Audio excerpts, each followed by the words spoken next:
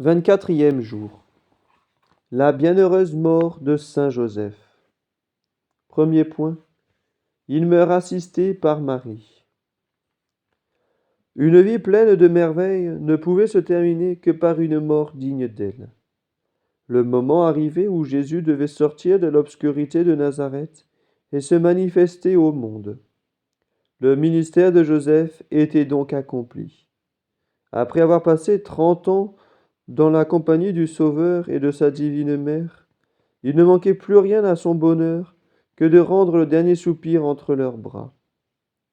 Pleine de reconnaissance pour les services importants qu'elle a reçus de son époux, Marie redouble de tendresse pour lui dans les derniers moments.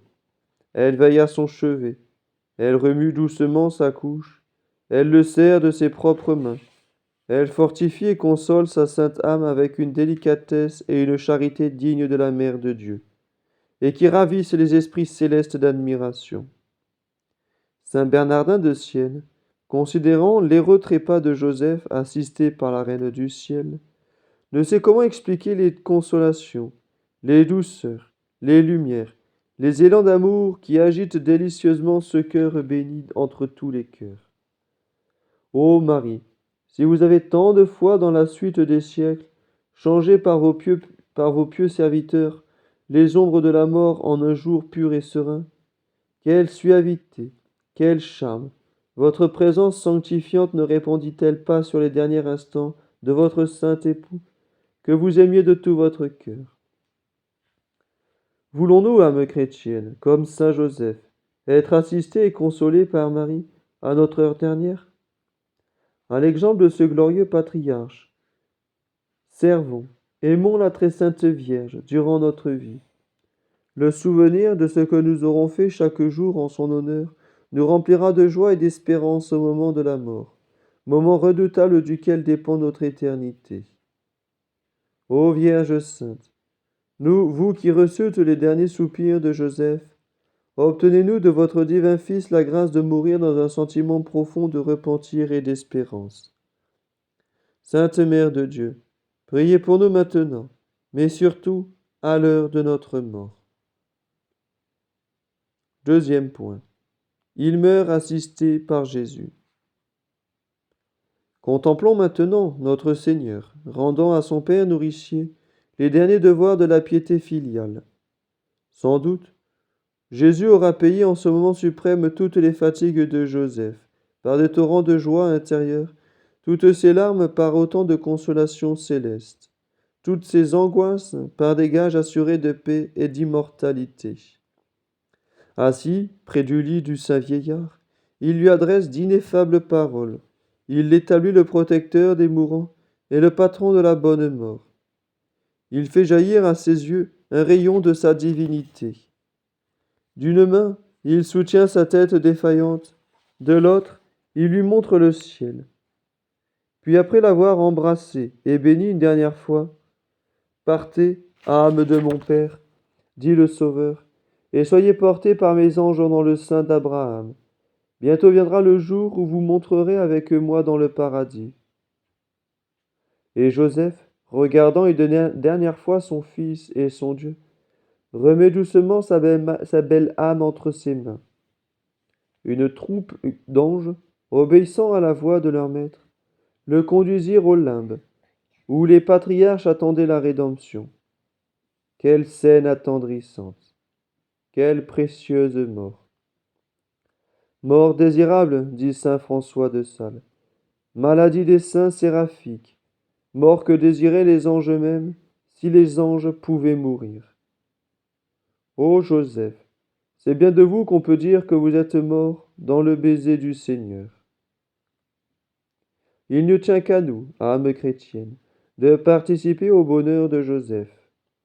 Jésus viendra nous consoler à notre heure dernière, si comme lui nous passons notre vie en sa douce compagnie, car la mort n'est que l'écho de la vie. Ô bienheureux Père, quand je serai étendu sur un lit de douleur, dis à Jésus de venir jusqu'à moi pour me visiter, me bénir, me nourrir une dernière fois.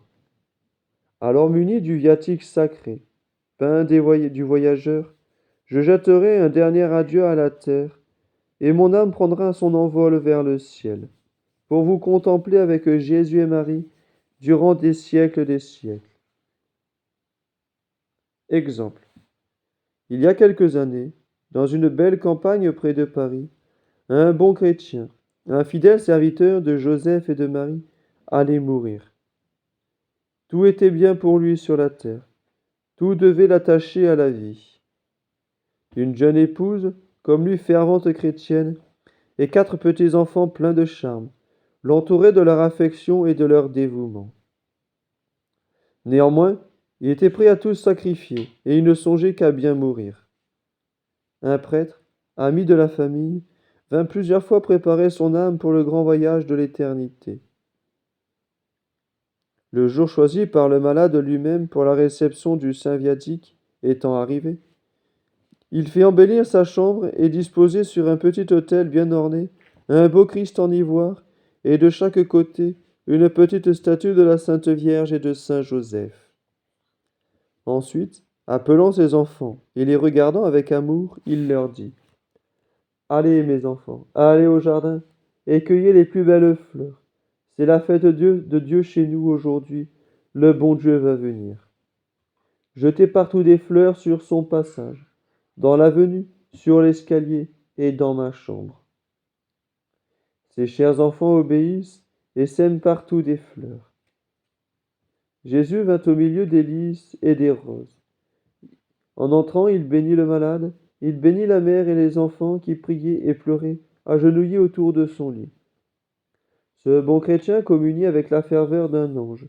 Il regarde attaché sur l'image de Joseph et de Marie. Le regard attaché sur l'image de Joseph et de Marie. Et quelques jours après, il allait au ciel en bénissant encore ses petits-enfants. Sans doute, ils se rappelleront toute leur vie qu'ils ont eu dans leur maison la fête de Dieu, que Jésus est venu au milieu des fleurs et que leur Père a rendu le dernier soupir sous les yeux de Marie et de Joseph et muni du viatique sacré. Ô la belle, la précieuse mort! Prière. Ô chef vénéré de la Sainte Famille, après avoir vécu avec Jésus et Marie, vous êtes morts sous leur regard protecteur, sous leur commune bénédiction. Faites que Jésus et Marie viennent m'assister à mon heure dernière.